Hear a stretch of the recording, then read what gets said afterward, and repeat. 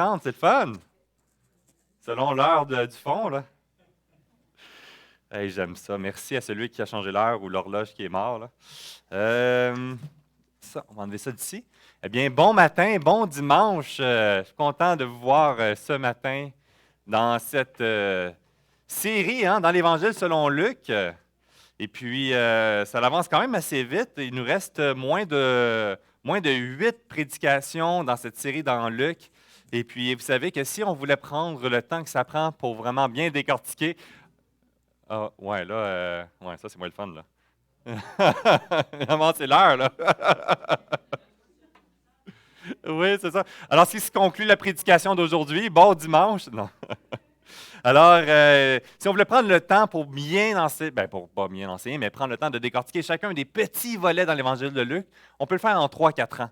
Et vous voyez, c'est pour ça qu'on le fait en survol. Puis des fois, on dit ah, j'ai envie de m'attarder encore plus. Mais ça peut se faire, puis je le répète, je suis un répéteur, mais dans nos temps, dans la parole, à la maison, dans nos temps, dans les groupes vie aussi, de pouvoir dire hey, dans ce chapitre-là, j'ai envie d'approfondir encore plus, puis d'aller lire, puis de voir d'autres versions dans d'autres Bibles, de prendre 3-4 versions, ça enrichit notre lecture. Et puis, on est rendu au chapitre 17 aujourd'hui. Et encore dans ce chapitre-là, il y a beaucoup de choses et je vais m'attarder sur un élément qui conduit bien dans les différents thèmes qu'on a abordés depuis le début. C'est un élément que je n'ai pas abordé beaucoup, mais il se construit et il se connecte avec des concepts qu'on a vus précédemment. On le voit, le Seigneur, dans la façon qu'il instruit son auditoire. Et ici, dans le chapitre 17, dans ce volet-là, vous tournez déjà si vous avez une Bible numérique ou papier ou autre, ou sinon, on va l'avoir ici à l'écran. Mais c'est un chapitre encore que certains se posent la question, à quoi ressemble cette composition? Est-ce que c'est juste un résumé, l'évangéliste, vers la fin de son livre, commence à lancer plein de petites brides entrecoupées, mélangées, puis c'est une des expressions qui ressort, c'est comme si on a l'impression que Luc, présentement, est en train de sortir de ses poches, OK, qu'est-ce qui me reste d'enseignement du Seigneur Jésus, puis on va en donner plusieurs, puis on les donne en rafale. Et c'est pour ça, ça peut donner cette impression-là quand on regarde les derniers chapitres même, puis de plus en plus vers où on s'en va. Il y a comme plein de mini-prédications, une parabole, un enseignement, une question de réponse, puis il enchaîne. Mais lorsque tu prends le temps d'étudier vraiment les chapitres, l'ensemble du livre, tu réalises que ce n'est pas de façon juste aléatoire, nonchalante. Il y a bel et bien des liens qui se construisent. Il y a bel et bien des rapprochements à ne pas prendre à la légère. On le voit dans deux que j'apprécie beaucoup. J'aime beaucoup John MacArthur, j'aime beaucoup Don Carson. Et ils ont une influence naturellement dans mon étude des textes, dans les commentaires qui est écrit. Carson, vous savez, c'est un gars de chez nous, là. C'est un gars du Québec. Son père était pasteur proche de la région de Montréal et il sert aux États-Unis. Conviction vraiment que les sections qu'on va voir, c'est pas juste prendre à entrecouper puis à isoler les uns les autres. Il y a une idée, il y a une réaction, une réponse, une instruction dans le contexte que le Seigneur Jésus est en train de vivre.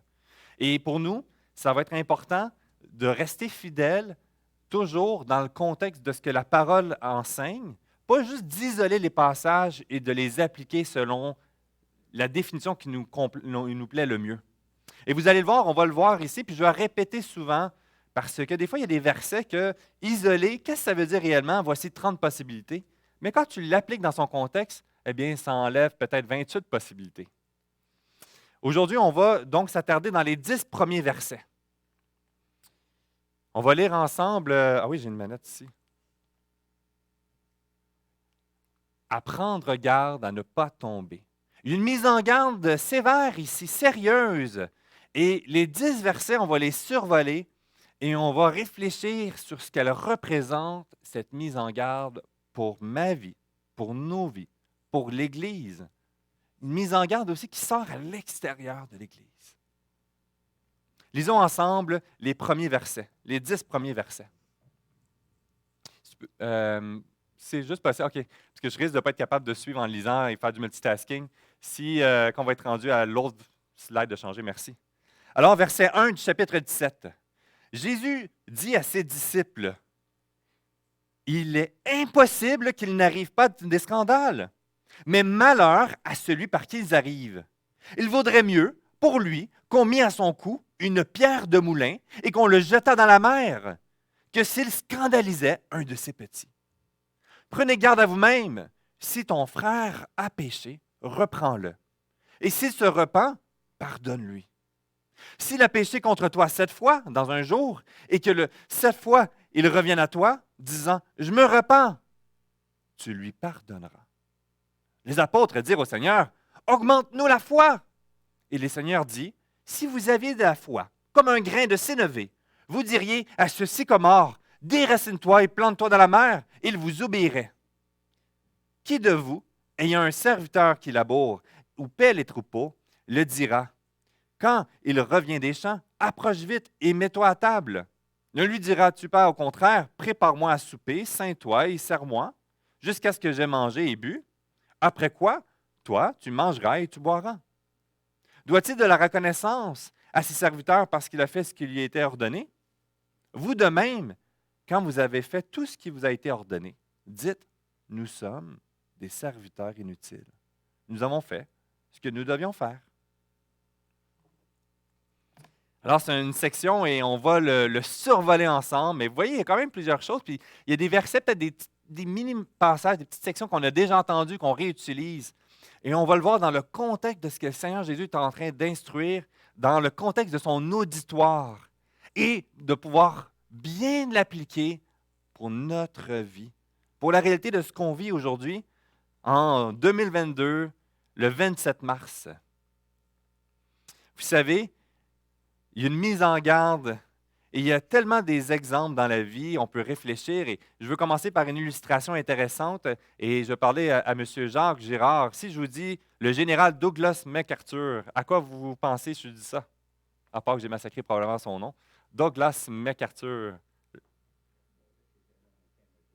Ouais, c'est bon, je l'ai mis en despote comme ça. C'est le général durant la Deuxième Guerre mondiale. Et vous savez, c'est un général de grande influence. C'est un stratège. Il est né en 1880 et il était le chef d'état-major américain dans les années 1930. Il a joué un rôle prépondérant, majeur. Ah, merci, j'ai oublié de. Merci, Gaston. Il a joué un rôle majeur dans le théâtre du Pacifique durant cette Seconde Guerre mondiale. Il a bâti une crédibilité. Il a agi avec grande notoriété. À travers la fin de la Deuxième Guerre mondiale, c'était l'un des grands généraux.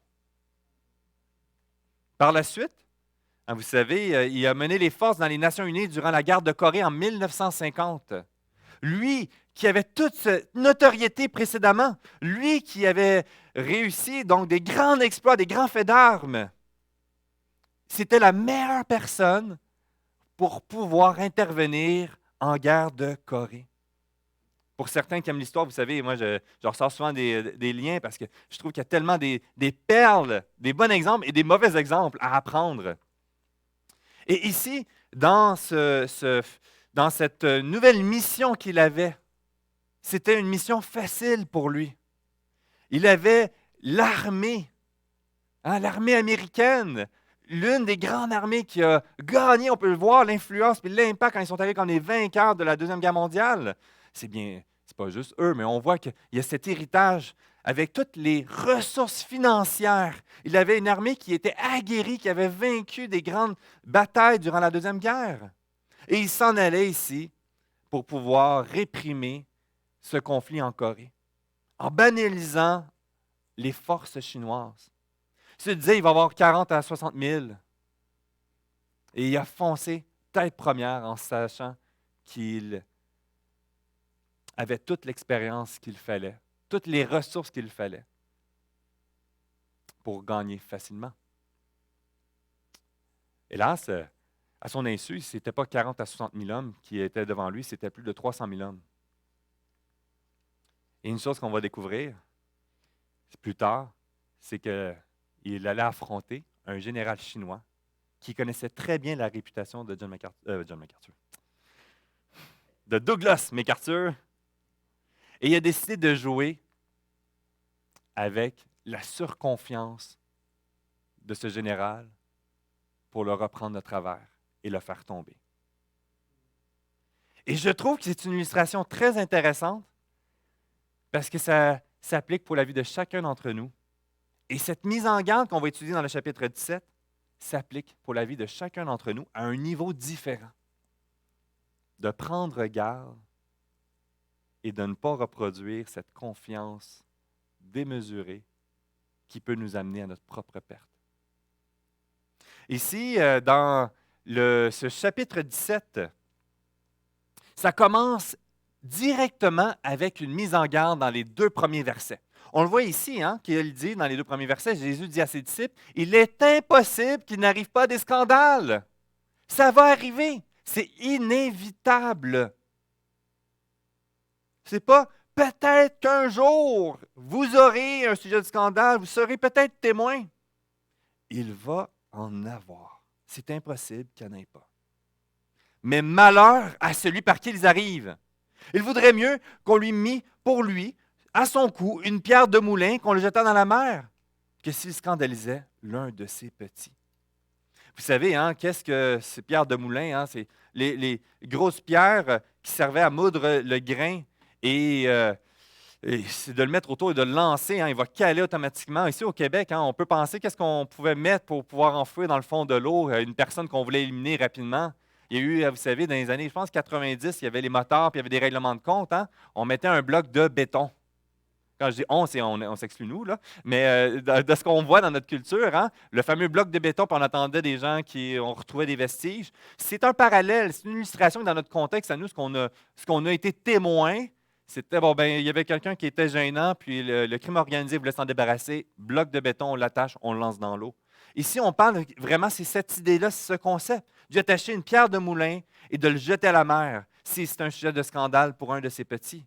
Tu dis, oh, c'est sévère cette mise en garde-là. Là. Est-ce que c'est ce qu'on doit se faire les uns les autres si jamais je fais un péché et que là, j'offense un frère ou une sœur dans la foi? Est-ce qu'on a-tu des blocs de béton à l'église quelque part puis que c'est ça la discipline, que si la personne ne se repent pas, on sort le bloc? Je vous rassure, non. C'est pas ça. Je vous rassure, nous aussi, ce n'est pas exactement ce que le passage est en train de dire aussi non plus. Il faut le mettre encore dans le contexte. Lorsqu'on regarde dans les chapitres qu'on est en train d'étudier, le Seigneur Jésus, puis là on le voit ici, c'est les auditoires. Il faut toujours se poser les questions. Qui parle? À qui est en train de parler? Qui sont les auditoires que le Seigneur Jésus veut instruire? On voit ici que les disciples. Mais on voit aussi qu'il y a un autre auditoire et qu'on l'a vu au chapitre 16, il va aborder des réalités aux 2. Puis ça continue ici encore, chapitre 17. Il parle aux disciples, mais il parle aussi aux pharisiens. On voit durant tout ce processus dans le ministère de Jésus, qui s'en va donc ici dans le livre de Luc, la section la plus longue des 4 évangiles sur le chemin pour se rendre à Jérusalem. Et on est ici dans cette marche et on arrive, on approche de plus en plus vers la destination ultime, Jérusalem. La foule est intriguée, la foule est émerveillée. Et les chefs religieux sont percutés par les enseignements de Jésus, sont scandalisés. Il y en a qui ont une colère qui grimpe, qui grimpe, qui grimpe, un point tel qu'ils vont l'amener à le faire crucifier à la croix. On a vu dans le chapitre 16 des indicateurs quand les chefs, on voit, ils vont essayer de piéger, de poser des questions, essayer de discréditer son témoignage, son ministère. Ils vont essayer d'étouffer le rayonnement de ses enseignements. Ils vont essayer de lui faire peur. On a vu dans le chapitre 16, dans la fin, justement, quand il est en train de dire hey, les Romains vont te faire tuer si jamais tu vas à Jérusalem. C'est de dire vas-y pas, tu sais. Il faut le mettre dans le contexte ici, que dans l'enseignement, il est en train aussi d'instruire, en particulier ceux qui sont témoins, les chefs religieux, les pharisiens, qui tentent de paralyser le ministère de Jésus à travers des faussetés, à travers la pression aussi.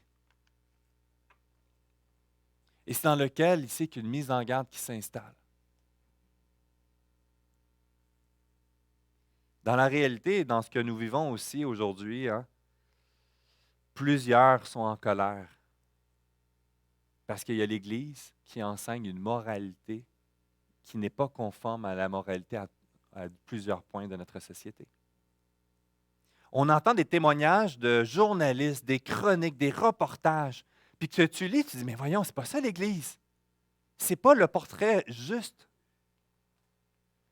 Et il y a plein d'occasions. Souvent qu'on parle, je parlais avec qui me disait ça? Un travailleur de rue social, puis il me dit, tu sais, vous, là, vous détestez profondément les gens qui n'ont pas les mêmes convictions d'orientation sexuelle. Je le détestais profondément. Voyons donc. Non. On n'a pas une haine envers l'individu en soi. Tu sais, oui, mais eux, ils ne pensent pas comme vous, fait que vous les détestez profondément. Ben, voyons donc, où est-ce que vous avez entendu ça? Et là, il y a une nuance à différencier entre l'être pécheur et le péché. Mais on va entendre des témoignages faussés, erronés, à plusieurs points dans le but de discréditer l'Église, discréditer la parole de Dieu, que la Bible est un livre haineux, qui hait les individus et qu'on a un mépris profond. Et ça mélange la sainteté de Dieu avec la création de Dieu. Ici, on va le voir, à l'époque, il y avait des sujets de scandale, des gens qui tentaient d'écraser. Puis finalement, quand on regarde autour d'aujourd'hui, ça n'a pas changé. La façon que ça se manifeste est différente, mais il est encore présent. Il y a un volet de l'extérieur à l'égard de l'intérieur. Il va y avoir des sujets de scandale. Le péché est grave et rempli de conséquences. Il y a une distinction à faire entre ceux de l'extérieur qui vont tenter de paralyser l'œuvre de l'Évangile, d'être une pierre d'achoppement. Mais il y a aussi un sujet à l'intérieur de l'Église. Dans l'Église, il y aura aussi des sujets de scandale. Il va y avoir encore le péché. Il va y avoir encore des sujets où on va tomber. Chacun d'entre nous, nous sommes encore pécheurs. Et c'est la réalité. On peut croire que parce que nous sommes nés de nouveau, nous sommes rendus parfaits. Mais ce n'est pas comprendre ce qu'est le message de l'Évangile. De cette œuvre parfaite qui est venue chercher des êtres imparfaits. Et dans cette réalité, nous marchons à la recherche de la sainteté, de marcher dans les voies de Dieu. Et dans cette réalité de la sanctification, de laisser l'Esprit de Dieu agir dans nos vies et faire ce ménage petit peu à petit peu, dans notre marche personnelle avec Dieu, mais aussi à travers notre marche dans l'Église locale, dans nos relations. Ça serait folie de croire que nous maîtrisons parfaitement la situation, que nous sommes en parfait contrôle de notre vie. Parce que ça vient banaliser la gravité dans laquelle nous nous trouvons présentement. Le psaume 14, verset 3 nous dit « Tous sont égarés, tous sont pervertis, il n'y en a aucun qui fasse le bien, pas même un seul. » C'est la réalité dans laquelle nous nous trouvons. La réalité est que l'Église est une communauté de pécheurs rachetés par le sang de notre Sauveur Jésus-Christ. Ce que cela apporte, c'est la prise de conscience, la mise en garde que nous sommes appelés à veiller, à marcher avec une forme de crainte et non une surassurance de nous-mêmes. La réalité, c'est que nous sommes tous des pécheurs et notre cœur est une manufacture à pécher. Il continue de produire dans notre cœur des convoitises, des recherches de réclamation de justice, une conviction que voici, j'ai la vérité. Et là, tu es confronté à quelqu'un d'autre qui a aussi la conviction qu'il a la vérité. Pourtant, on n'a pas la même vérité. Et là, on va vouloir s'entre-batailler. C'est les dangers de notre cœur qui réclament. Et il y a cette mise en garde. Le péché est encore présent. Alors, de dire, mais si je suis pécheur encore, c'est normal que je produise du péché. C'est normal qu'on va continuer, que ça va arriver. Et puis, oui, j'ai tombé, mais je suis pécheur. Et là, on tombe dans l'autre extrême. On se met à banaliser, à accepter le péché. Vous savez, hein, on a commencé, il y a des doctrines qui ont parti dans l'histoire, les degrés de péché, les petits péchés mignons. Depuis quand qu'un péché, c'est mignon? Un péché, c'est un scandale devant Dieu. Il n'y a rien de mignon. Il y a certainement des gravités, il y a des répercussions. Hey, on s'entend, hein? Tuer quelqu'un versus convoiter quelque chose dans mon cœur, il y a des répercussions différentes. C'est sûr, je viens de scraper une vie, je viens de faire un fléau, ma vie est terminée, je vais finir en prison probablement. Mais les deux, c'est une offense grave devant Dieu, devant la sainteté de Dieu. Romains chapitre 6, verset 1 nous dit, « Que dirons-nous donc? Est-ce qu'on va demeurer dans le péché afin que la grâce abonde? » C'est une question qui pose et la réponse est évidente. Verset 2 de Romains 6. « Loin de là, nous qui sommes morts au péché, comment vivrons-nous encore dans le péché? » Et ici, c'est intéressant sa réponse. Ce qu'il est en train de dire, c'est loin de là, on ne va pas demeurer dans le péché. Nous qui sommes morts au péché, comment vivre encore dans le péché et non pas de produire encore des péchés? Un disciple de Jésus-Christ ne va pas rester avec acceptation dans sa condition d'un péché qui est présent. Il va lutter, il va confesser, il va venir auprès de Dieu. Ici, donc, la réalité, c'est que nous allons tous produire des péchés, mais un disciple de Jésus-Christ est appelé à ne pas demeurer dans son péché. Il y a une distinction très importante à faire. Mais on va tous soit pécher aujourd'hui, demain, dans différentes façons, ou même aussi subir les conséquences du péché d'une autre personne. Parce que nous sommes dans un monde déchu. Depuis Adam et Ève, la terre souffre.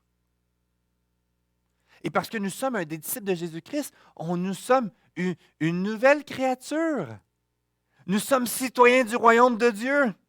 Mais ce royaume n'est pas ici sur terre.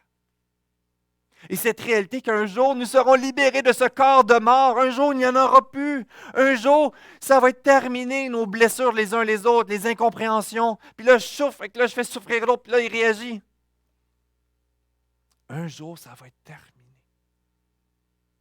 Et pour le moment, nous sommes appelés à garder ce regard vers ce jour et à persévérer dans cette réalité où il y aura des sujets de scandale, où des gens autour de nous tenteront à discréditer le message de l'Évangile, où on aura plein de possibilités de nous détourner des voies de Dieu. Et nous sommes appelés à persévérer, sachant que nous allons tous souffrir, sachant qu'il y a des réalités dans nos vies qui nous font plus mal que d'autres et qu'on ne sera peut-être pas compris par les autres, mais que ce ne soit pas une raison pour nous détourner des voies de Dieu.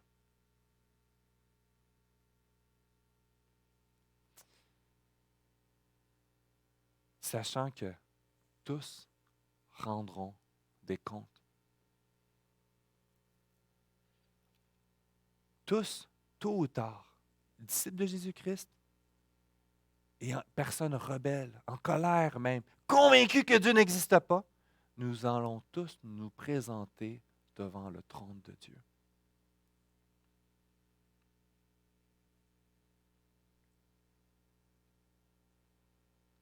Et ça, c'est quelque chose d'important, à ne pas prendre à la légère. Dans Matthieu chapitre 7, versets 13 et 14, il dit « Entrez par la porte étroite, car large est la porte, spacieux est le chemin qui mène à la perdition. » Il y en a beaucoup qui entrent par là, mais étroite est la porte. Resserrez le chemin qui mène à la vie, et il y en a peu qui les trouvent. Dans ce contexte, parce que dans l'enseignement de Jésus, les pharisiens donc étaient en train de discréditer le ministère de Jésus. Ils étaient convaincus que c'était la bonne chose. Ils étaient convaincus que Jésus était dans l'erreur. Et ils tentaient de l'écraser. Leurs actions ont amené plusieurs qui écoutaient vers le chemin de la perdition. Large est la porte et spacieux est le chemin. cette mise en garde, de faire attention. Et là, ça visait les chefs religieux, là, on peut dire une mise en garde sévère envers ceux qui ont ce témoignage, cette influence, puis qui essaient de banaliser, de ridiculiser Dieu, de ridiculiser la foi, de ridiculiser la perspective éternelle, de ridiculiser la parole de Dieu. On est dans un contexte du relativisme. Ce qui est bon pour toi, c'est bon, moi c'est ma propre vérité. Et on oublie qu'il y a quand même une vérité. C'est Dieu qui a établi les balises. Il y a des principes qui ont été établis ici. Et ceux qui vont, dans leur folie, amener, conduire d'autres à s'éloigner de Dieu, rendront des comptes. Et ça ne nous appartient pas. Ça appartient à Dieu. C'est Dieu qui va demander des comptes. C'est lui qui va établir le jugement parfaitement.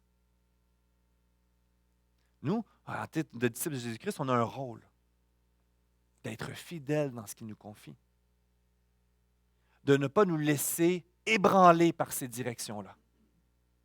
Nous allons voir des gens de grande influence rejeter la foi par la suite. On attend des grands prédicateurs. On en parlait à une rencontre cette semaine, puis on parlait des gens là, qui avaient une grande crédibilité dans le monde évangélique. Il y en a qui ont écrit des livres, qui ont influencé des générations, et tout d'un coup, ah ben Dieu n'existe pas. Qu'est-ce qui est arrivé?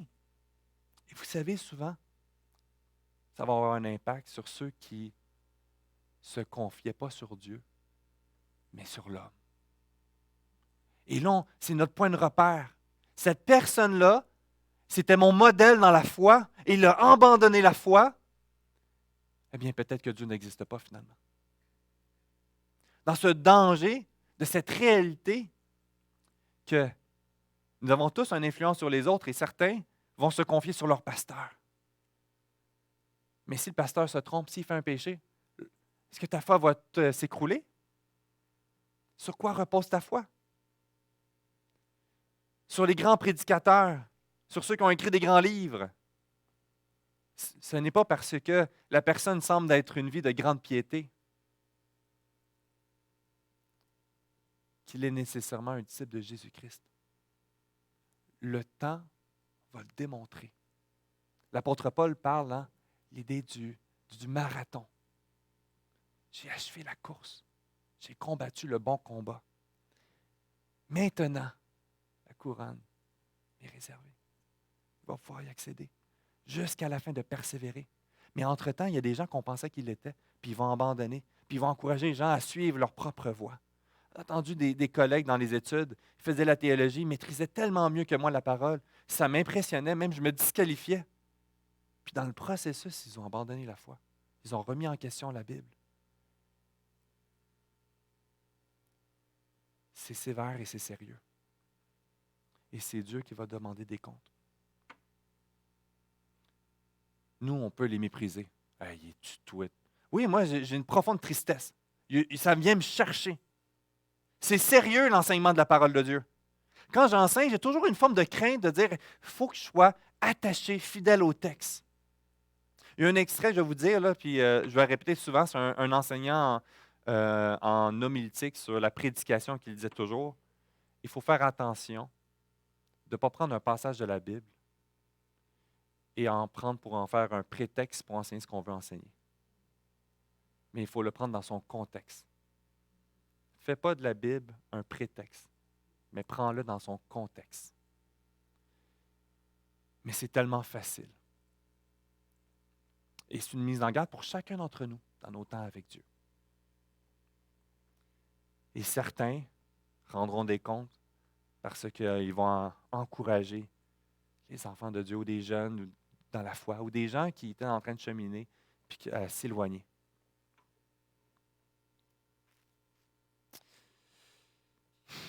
J'avance un petit peu. À travers cette sévère mise en garde, parce que c'est vraiment une sévère mise en garde qui appartient à Dieu, qui va demander des comptes, il y a l'idée d'un encouragement. Dans le sens de ce passage, il y a une sévérité, mais il y a aussi un encouragement positif qui doit ressortir, que produit ce passage ici. Ce n'est pas concernant une perte de salut si un disciple de Jésus-Christ pêche contre un autre. Ce n'est pas concernant si jamais j'ai fait un degré de péché, là, à ce moment-là, l'amour de Dieu m'est retiré. Ça ne parle pas de ça. Ce n'est pas non plus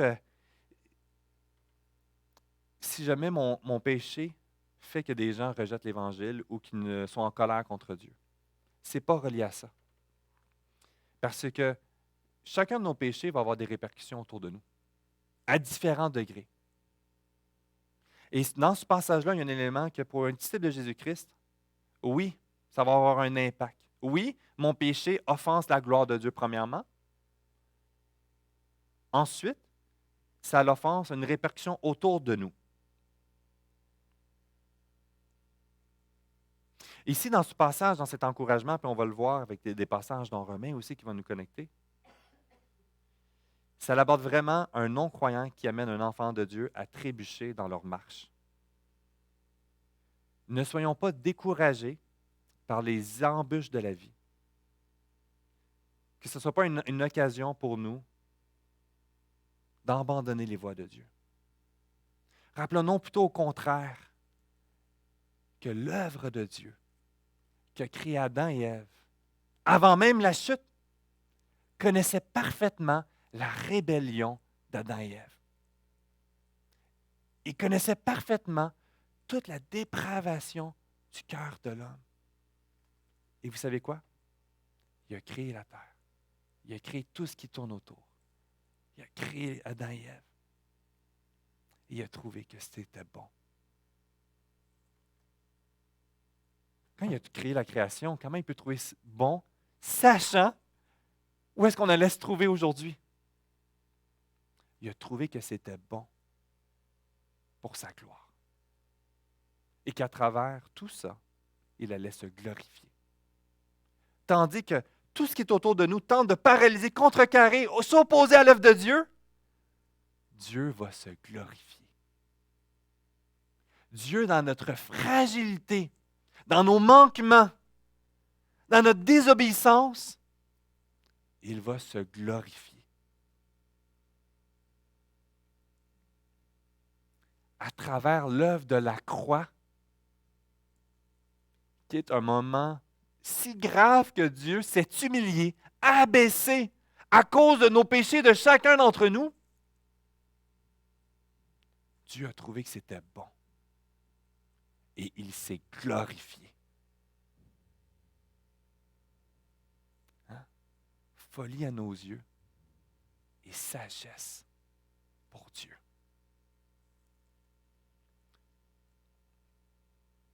Il nous donne un encouragement. Que dirons-nous donc à l'égard de ces choses? Si Dieu est pour nous, qui sera contre nous? J'ai l'assurance que ni la mort, ni la vie, ni les anges, ni les dominations, ni les choses présentes, ni les choses à venir, ni les puissances, ni la hauteur, la profondeur, ni aucune créature ne pourra nous séparer de l'amour de Dieu manifesté en Jésus-Christ notre Seigneur. Ça se connecte dans la réalité de chacun d'entre nous qui vivons avec cette nature pécheresse, qui avons tombé, qui avons été séduits par plein de discours de gauche à droite. Et on peut se dire, mais je ne mérite pas cet amour-là de Dieu. Et ça, c'est un mensonge qui ne vient pas de Dieu. Parce qu'il est venu mourir à la croix en sachant parfaitement qui tu étais. Il est venu te chercher en connaissant toutes les offenses que tu avais faites, toute la folie de ton cœur qui est présente. Et ce qu'on va continuer de produire encore. L'œuvre de Christ couvre chacune de ses fautes. Et nous pouvons goûter sa grâce dans notre confession, en nous tournant auprès de lui.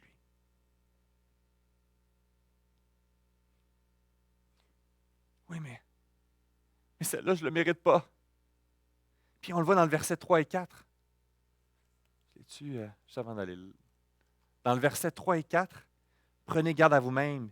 Si ton frère a péché, reprends-le. Et s'il se repent, pardonne-lui. Et s'il a péché contre toi 7 fois dans un jour, et que 7 fois il revienne à toi, disant « je me repens », tu lui pardonneras.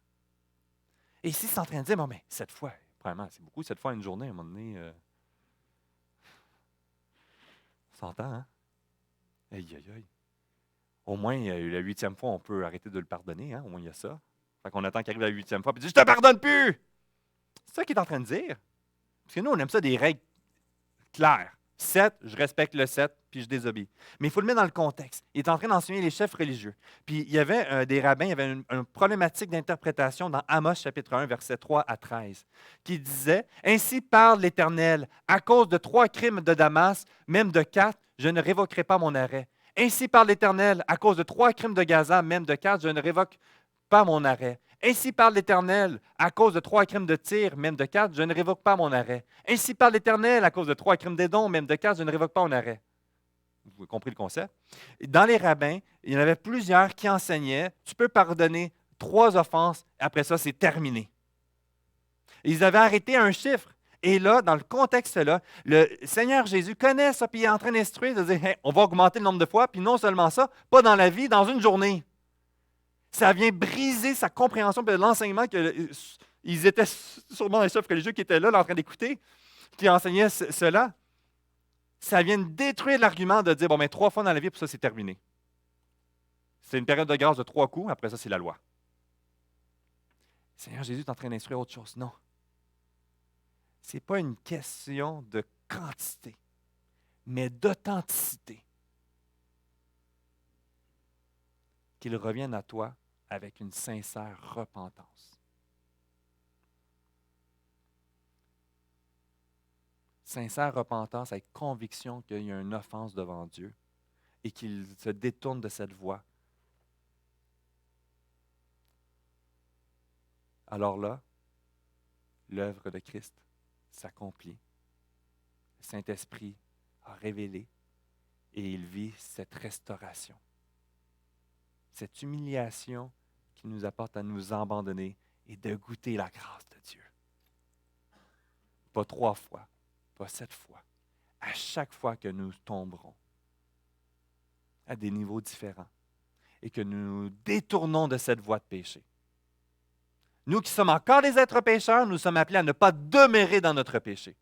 Et lorsque je m'éloigne de cette condition de péché, je célèbre le Seigneur. Merci Seigneur.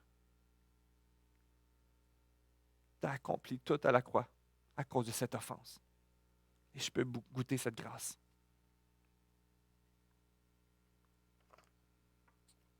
Ce qu'il nous apporte dans Colossiens 3,13.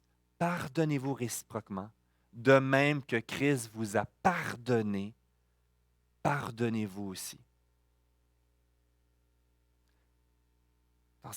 Toujours dans cette idée de ce pardon réciproque les uns les autres. Dans cette idée de confession les uns les autres. De nous détourner. On est tous des êtres pécheurs, on va tous tomber. Là, j'ai péché, j'ai offensé. Pardonne-moi. Je reconnais mon offense. Ça, c'est le petit chemin qui mène à la vie. Le chemin est étroit. Parce qu'on se détrousse de notre orgueil, de nos revendications. Puis on reconnaît nos limites.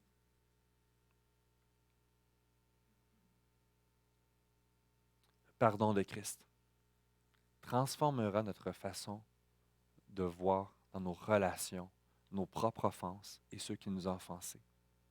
Perdre de perspective l'œuvre de Christ à la croix pour ma vie va enlaidir ma relation les uns les autres. On va fuir au lieu de confesser. Puis la réalité, c'est que le sens de l'Église locale ne veut plus rien dire. Lorsqu'il ne répondra plus à mes besoins, je vais changer à un autre. Quand je vais être blessé, c'est facile. On va sur Google. Bon, quelle autre église? Les prédications sont disponibles sur YouTube. J'aime bien la prédication, je m'en vais à cette église-là. Et là, j'ai blessé quelqu'un, ou je me suis fait blesser, ou je n'ai pas aimé de telle façon. Pas grave, on va aller dans une autre église. Puis, à un moment donné, on va peut-être tous blesser les uns les autres, fait qu'on va arrêter d'aller à l'église. C'est le plus simple, parce qu'on n'a pas besoin d'adresser. C'est pas le chemin de la vie, ça. C'est pas le petit chemin.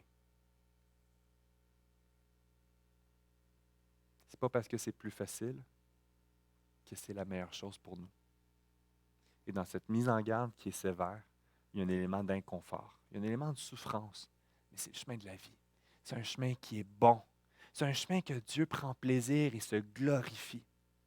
Puis qu'ultimement, c'est bon pour nous d'expérimenter la grâce des autres à notre égard et de manifester de la grâce envers les autres.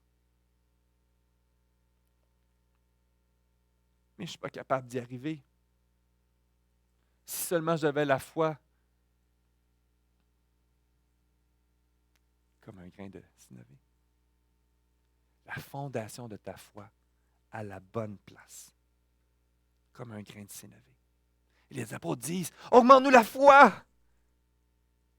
Et le Seigneur dit, si vous aviez la foi comme un grain de synové, vous diriez à ce sycomore, déracine-toi et plante-toi dans la mer, et il vous obéirait. Au lieu de s'élever, de s'enorgueillir face à la grandeur du mandat que Jésus a confié aux disciples, nous voyons ici les évidences de l'humilité qui reflètent dans la demande de disciples.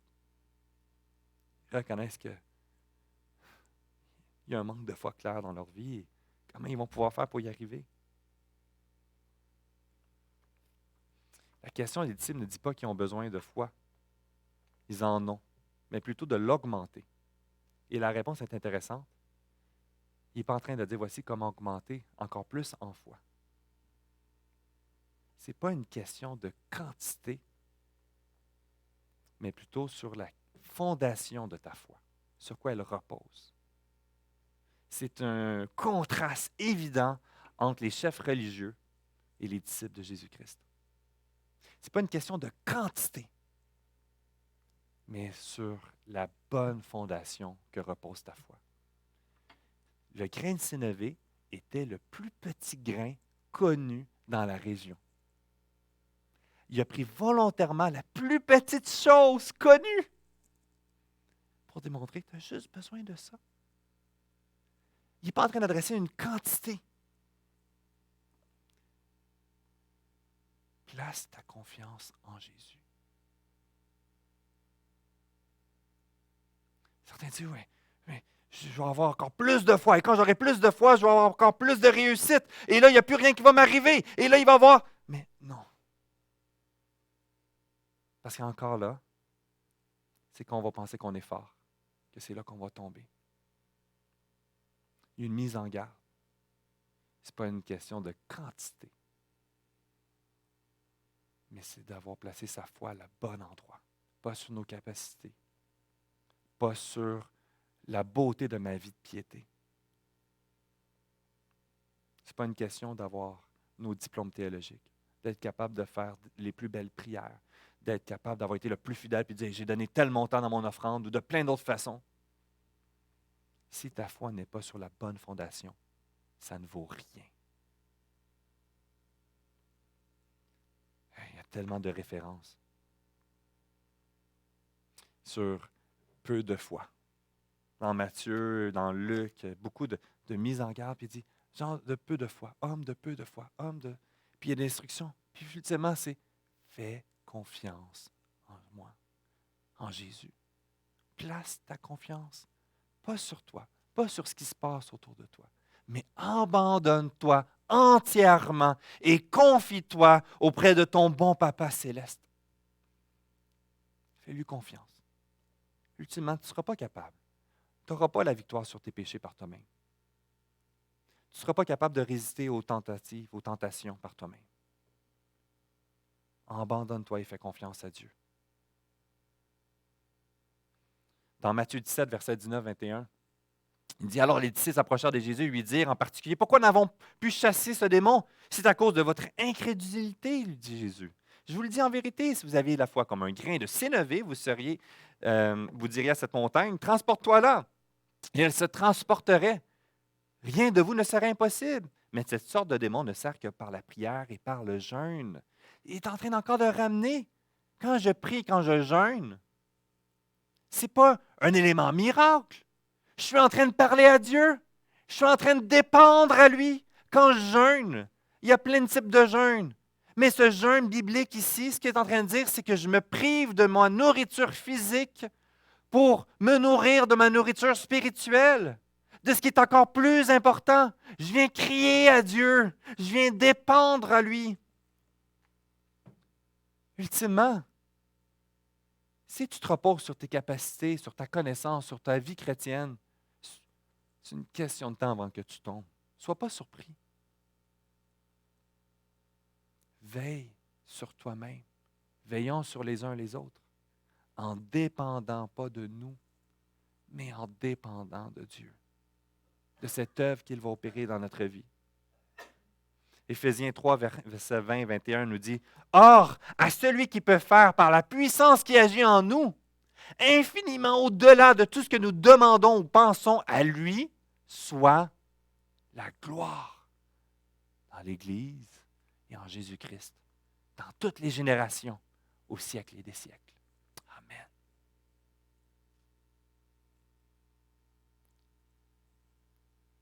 On n'y arrivera pas par nous-mêmes. On va s'offenser, on va pécher, on va tomber. Et Dieu nous reprend. Viens à la croix. Confie-toi en moi. Mais je ne le mérite pas. Mais personne ne le mérite. Mais je n'ai pas la capacité. Certainement, tu n'es pas capable. C'est pour ça que tu as besoin. Je n'ai pas assez de foi. Eh bien, abandonne-toi auprès de Dieu. Reviens à la base. C'est les jeux de base. C'est les fondations. C'est sur quoi que se construit l'œuvre de Dieu qui va agir dans notre vie. Et jour après jour, j'ai besoin de redécouvrir et de regoûter ça. On appelle ça en théologie la doctrine de la mortification, la mise à mort du péché jour après jour. Et le jour que je pense que ça va bien, eh bien, c'est une question de temps.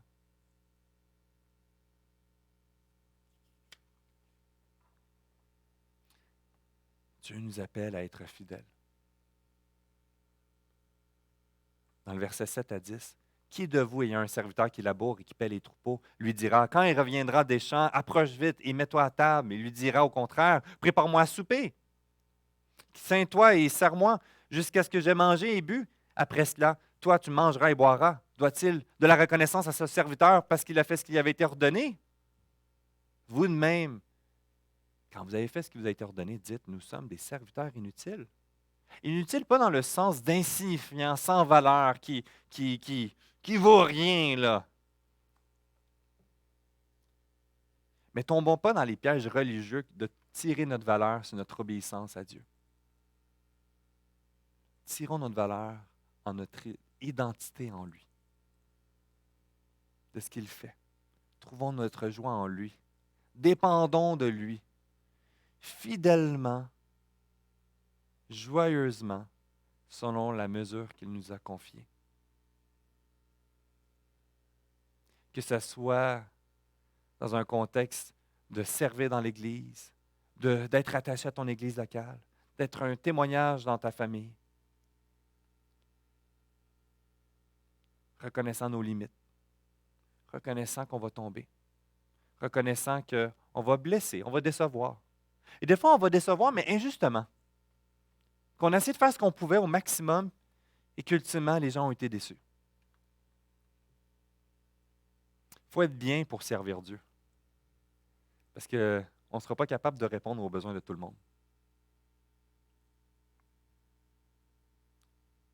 Puis c'est de se rappeler, soyons fidèles dans ce que Dieu nous a confié.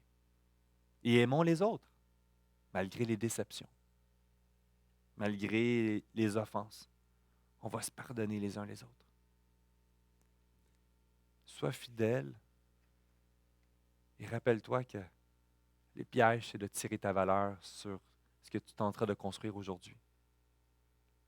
Construire en connaissance, en richesse, en compétence. Et de développer cette petite tour d'ivoire dans la vie de chacun d'entre nous, de notre indépendance de Dieu. Au contraire. Seigneur, je tu m'utilises aujourd'hui, pas parce que je suis bon, mais parce que tu es bon.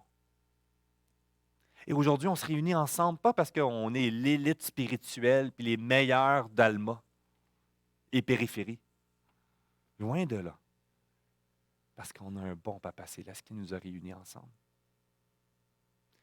Ce volet de serviteur inutile fait juste nous rappeler que fais attention chacun d'entre nous à veiller, à ne pas nous confier sur nos capacités, à nous confier sur notre réussite. Notre valeur n'est pas ici. Elle est à venir. Notre valeur repose sur Dieu qui a tout fait pour nous. Alors oui, je vais tomber. Oui, je vais être offensé. Oui, il y aura des injustices. Oui, dans le monde d'aujourd'hui, en 2022, il y a des gens qui tentent de discréditer l'Évangile, qui tentent de nous éloigner de gauche à droite. Puis il n'y a rien de nouveau. C'était là dans la réalité du ministère de Jésus lui-même. Dans leur prophétie, ils ont tenté d'éloigner Jésus de son ministère à plusieurs reprises. Dieu lui-même, on va être éprouvés, nous aussi. Et le piège, c'est de nous confier en nous-mêmes en pensant qu'on est bon puis on est capable. J'ai 30 ans de vie chrétienne. Ça va être correct. J'ai 40 ans de vie chrétienne. J'ai vu Dieu en arrière, fait que c'est bon, j'avance. Ne faisons pas la même erreur que ce général, Douglas MacArthur, qui a vécu un échec, qui l'a perdu, que l'armée chinoise, avec le général qui savait de son orgueil et qui allait jouer pour le faire tomber, et qui l'a laissé foncer vers lui, qui l'a entouré, et le général, avec ses forces, il était dans le fin fond des territoires. Il a subi des immenses pertes. Ils ont perdu la guerre. Il a remis sa démission. Et c'est resté une tâche qui a suivi le restant de sa vie dans cette honte. Nous ne sommes pas appelés à vivre dans la honte. Mais prenons garde de ne pas tomber en nous confiant sur nos capacités. 2 Corinthiens 12, 9 nous dit « Ma grâce te suffit, car ma puissance s'accomplit dans la faiblesse. Je me glorifierai donc bien plus volontiers de mes faiblesses, afin que la puissance de Christ repose sur moi. » Wow! Là, on parle des vraies choses.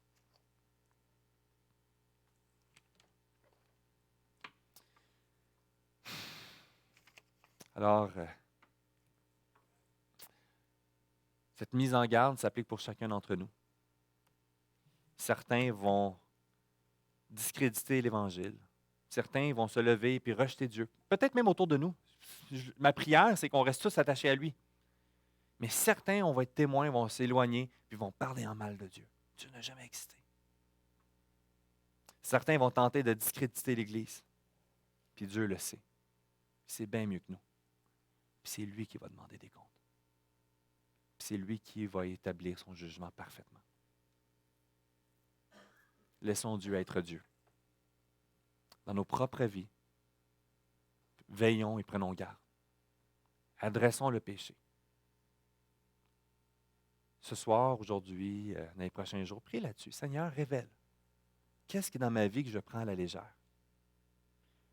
Ne nous contentons pas de juste adresser des péchés comportementaux visibles. Mais quelles sont les racines dans mon cœur, une idole dans ma vie qui ressort de plein de façons? Sur quoi repose la fondation de ta foi? L'œuvre de Christ? Ou cette apparence d'homme ou femme pieuse et que je me confie sur mes forces, sur mes capacités? Fidèle dans notre service d'hommes et femmes. Inutile. C'est inconfortable de dire ce mot-là, hein? On a envie de le censurer. Mais il y a une réalité qui est là, c'est pas par nous. C'est dans notre faiblesse que Dieu va se glorifier. Et Dieu, certainement, veut agir dans notre vie. Il veut faire un œuvre dans l'Église. Il fait un œuvre dans l'Église. Il est en train d'agir. mais avec nos limites, avec nos manquements, avec notre dépendance à lui. Je ne sais pas qu'est-ce qu'il va faire dans les années à venir, mais j'ai hâte de voir. Il peut faire de quoi avec des insensés comme nous sommes et faire de quoi d'incroyable. Prions. Invitez l'équipe de louange à s'avancer. Seigneur Dieu, à toi la gloire. Seigneur Dieu, on a besoin de toi aujourd'hui encore. Que nous ne soyons pas confortables dans nos pantoufles de bons chrétiens. Ce n'est pas une règle d'accomplissement de règles de A, B, C et que là, j'ai fait ma job.